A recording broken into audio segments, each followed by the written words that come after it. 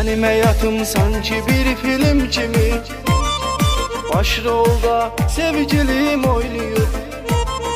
Onu koruyaram iki gözüm kimi, oysa beni eşitmir, duymuyor. Benim hayatım sanki bir film kimi, başrolda sevgilim oynuyor. Onu koruyaram iki gözüm kimi, oysa beni eşitmir, duymuyor.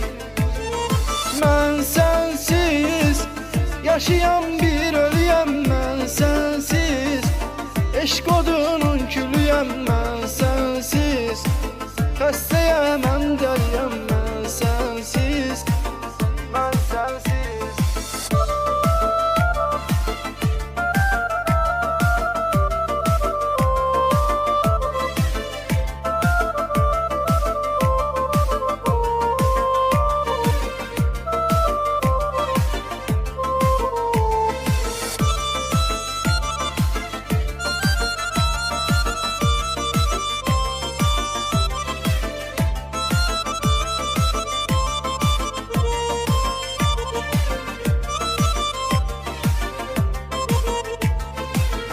Sensiz necə yaşayım sevgilim, eşqindən mən divanə olmuşam.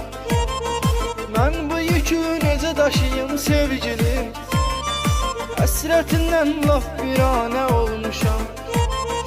Mən sensiz necə yaşayım sevgilim, eşqindən mən divanə olmuşam. Mən bu yükü necə daşıyım sevgilim, həsrətindən laf viranə olmuşam.